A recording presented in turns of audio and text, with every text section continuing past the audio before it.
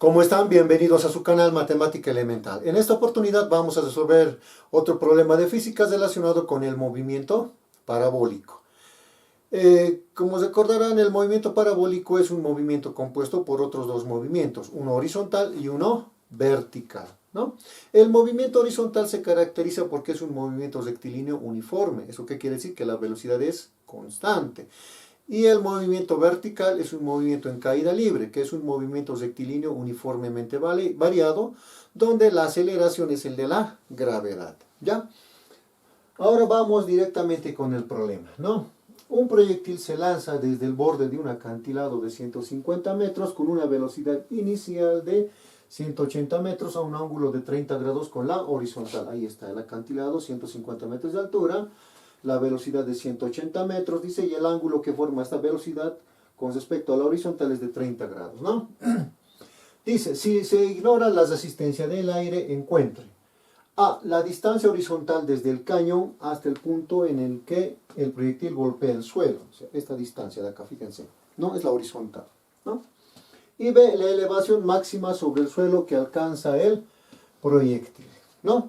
Entonces, para este tipo de problemas, y para cualquiera relacionado con movimiento parabólico, lo principal es ubicar siempre un sistema de referencia antes de poder utilizar nuestras ecuaciones de movimiento. ¿Listo? Entonces, por lo general, el origen de este sistema de referencia debe estar ubicado donde inicia el movimiento del cuerpo en estudio. En este caso, mi cuerpo en estudio es el proyectil, ¿ya?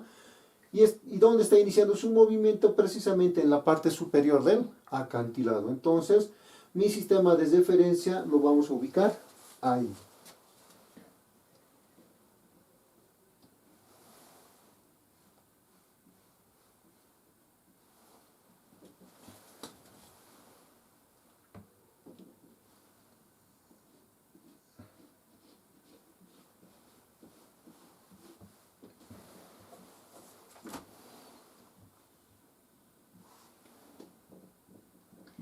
Ahí está.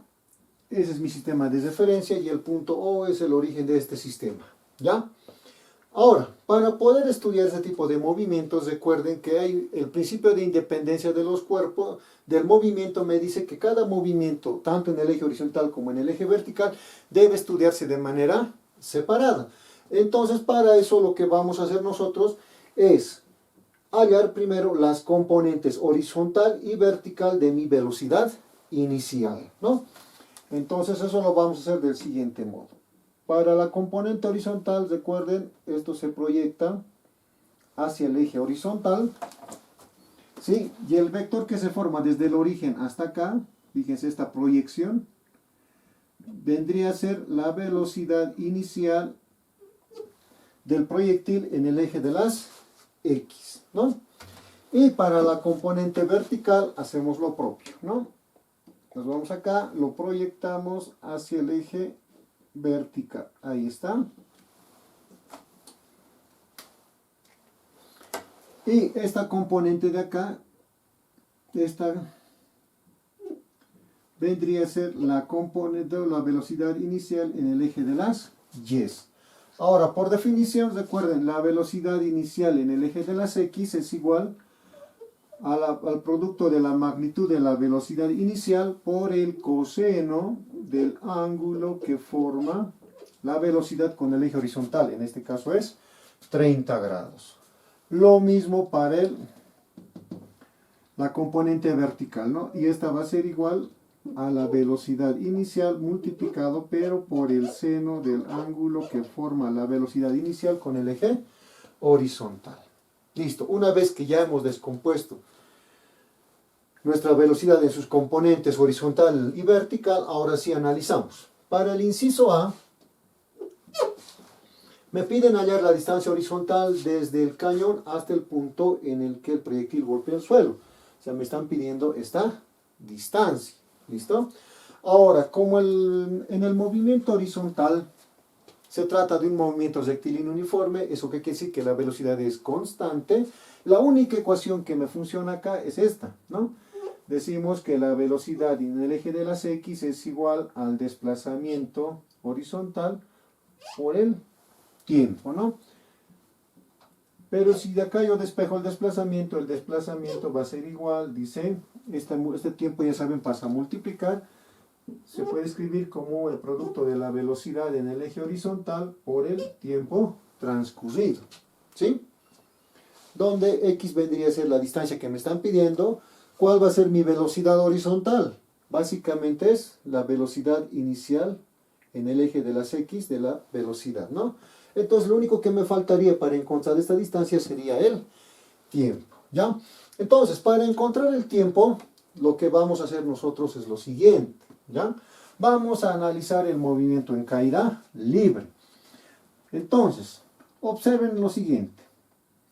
El tiempo que emplea el proyectil desde que sale, se eleva y cae al suelo, es el mismo tiempo que tarda el proyectil en desplazarse horizontalmente hasta ese punto donde cae el proyectil. Entonces, para esto, según los datos de mi problema, ya voy a utilizar la siguiente ecuación, que me dice que la posición de una partícula en el eje de las Y en un instante cualquiera es igual, dice, a la velocidad inicial en el eje de las Y por el tiempo menos un medio de la gravedad por el tiempo elevado al cuadrado. ¿Listo? Ahora, ¿dónde? Esta velocidad en el eje de las Y, recordarán que es esta, ¿no? Es la velocidad inicial por el seno del ángulo que forma con el eje horizontal, ¿no? Luego está multiplicado por el tiempo y tenemos menos un medio de la gravedad por el tiempo elevado al cuadrado. Ahora, lo único que vamos a hacer es reemplazar datos, ¿listo? El primero, ahora sí, miren. Y, ¿cuál es mi posición en el eje de las Y? Con respecto a mi sistema de referencia, fíjense, acá arriba son positivos, acá abajo son negativos. Entonces, desde que el proyectil sale, fíjense, pasa por mi sistema de referencia, pero hacia abajo. Y eso va a ser entonces negativo. Vamos a tener menos 150 metros. Esto es igual, la velocidad inicial, ya sabemos cuánto vale, es 180 metros por segundo multiplicado por el seno de 30 grados, ¿no? Y esto multiplicado por el tiempo. Y tenemos menos, dice, un medio de la gravedad vale 9.8 metros por segundo cuadrado por el tiempo al cuadrado, ¿no? ¿Ya? Ya, para el siguiente cálculo ya las unidades no las voy a tomar en cuenta porque sabemos que esto me va a dar en segundos, ¿no? Entonces lo que vamos a hacer es primero ordenar un poco la ecuación, ¿no? Entonces, recuerden que siempre hay que llevar este tipo de ecuaciones a la forma ax cuadrado más bx más c igual a 0, ¿no? Pues fíjense, el término cuadrático está en el segundo miembro, lo vamos a llevar al primer miembro. Para antes, 9.8 dividido entre 2 me va a dar 4.9. Como está con signo negativo, al otro lado va a pasar con signo positivo. Entonces va a pasar como 4.9 multiplicado por el tiempo al cuadrado, ¿no? Acá, esto. Lo mismo, 180 por seno de 30 grados por t está positivo, al otro miembro, eso va a pasar al primer miembro con signo negativo. Vamos a tener menos 180 multiplicado por el seno de 30 grados y esto por el tiempo. Este ya se quedaría como menos 150 y esto es igual a 0. Una vez que la ecuación ya tiene la forma deseada, entonces ahora procedemos a resolver la ecuación, ¿no? Entonces, para eso ustedes pueden utilizar la fórmula general del segundo grado, ¿no? Yo lo voy a resolver directamente acá, utilizando una calculadora, ¿no? Mi primer coeficiente es 4.9, el siguiente es menos 180 multiplicado por el seno de 30 grados y después menos 150. Para resolver, esto me dan dos soluciones, ¿no? Esto me da dos tiempos, ¿no? El tiempo 1, que va a ser igual a 1.5 segundos, y un tiempo 2 que va a ser igual, dice, a 19.9 segundos. 19.9 segundos, ¿no? Listo, entonces como ya tengo el tiempo, ¿ya? Ahora, ¿cuál de los dos debemos usar? Perdón, este es negativo, ¿ya? Recuerden que físicamente el tiempo negativo no se considera. Entonces, esto no se considera, quedándome entonces este valor. Entonces, para encontrar mi distancia, recuerden, lo que vamos a hacer es esto. Mi desplazamiento horizontal, en este caso es d, lo que me están pidiendo, va a ser igual, dice, a la velocidad en el eje de las x. La velocidad en el eje de las x es esta, ¿no? Es igual a mi velocidad inicial. Pero esta velocidad es igual, dice, a la velocidad inicial por el coseno de 30 grados y eso multiplicado por el tiempo, ¿no? A ver, pero esto va a ser igual. Mi velocidad inicial es 180 metros por segundo por el coseno de 30 grados multiplicado por mi tiempo. El tiempo que vamos a usar es 19,9 segundos, ¿no? Entonces acá fíjense, segundos con segundos se va, entonces la distancia que recorre el proyectil va a ser la siguiente, ¿no? A ver.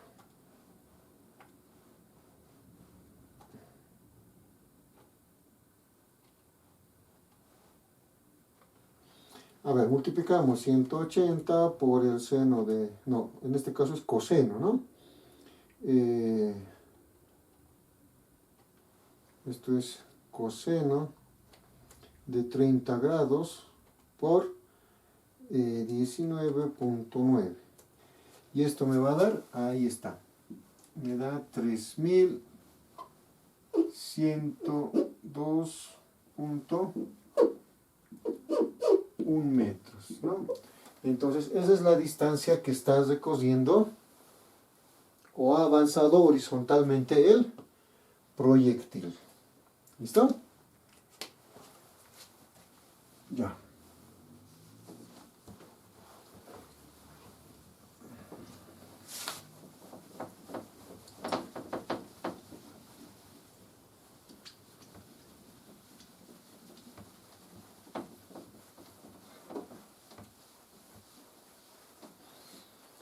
Ya, ahora, para responder al inciso C, a ver, esto lo voy a borrar, ya no lo vamos a necesitar. Para responder al inciso C, ¿no? Me dicen la elevación máxima sobre el suelo que alcanza el proyectil. A ver, este inciso B, ¿ya? Entonces hagamos el siguiente análisis, ¿no?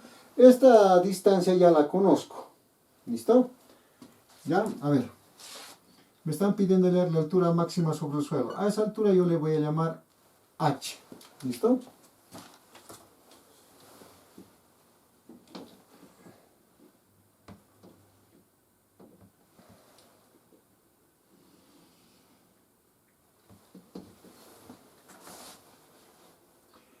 Ya, entonces esta distancia ya la conocemos. Esto vale 150 metros. Entonces a mí lo que me faltaría ya sería esta altura. H, que le voy a llamar minúscula, ¿no? Y entonces la distancia que estoy buscando vendría a ser esta, que le vamos a llamar H mayúscula.